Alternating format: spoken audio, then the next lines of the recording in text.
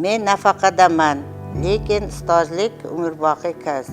Bu yuragimdagi chaqiriqdir. Tengdoshlarim dam olayotganda men maktabga ketyapman. Bu men uchun baxt. Fidokorlik yillarim befarq o'tmaganiga kasaba uyushmasi isbotdir. Ustoz, garchi ish beruvchi sifatida meni sizga qo'llagan intizomiy choram kasaba uyushma qo'mitasi tomonidan sizning huquqlaringiz himoya qilinib, o'sha mehnat qonunchiligi bo'yicha to'liq huquqlaringiz tiklanib bergani meni qaysidir ma'noda mag'lubiyatim bo'lsa-da, mana shu jamoa orqangizda shunday katta tizim turganligini ko'rib, rosti xursand bo'lyapman. Tabriklayman, faoliyatingiz davomida doimo namuna bo'lib ishlab kelgansiz.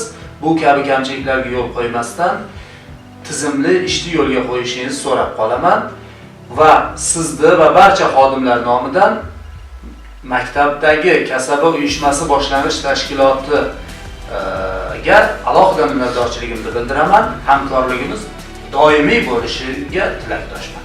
Rahmat e'tiborlaringiz uchun. Kasaba uyushmasi bilan bog'liq tasavvurlarim quyidagicha. Men sanatoriyada dam olayapman. Nabiralarim esa oromgohda. Hammamiz kasaba uyushmasining g'amxo'rligidamiz. Nabiram telefonda shunday dedi: "Buvijon, bu yer juda zo'r ekan." Shunda angladim orqamizda katta tizim mavjudligini. Kasaba uyushmasi menga nafaqat sog'lomlik, balki e'tibor, hurmat, qadriyat berdi. Yolg'iz emasman, yonimda kasaba uyushmam bor. Rahmat sizga. Yillar o'tdi, lekin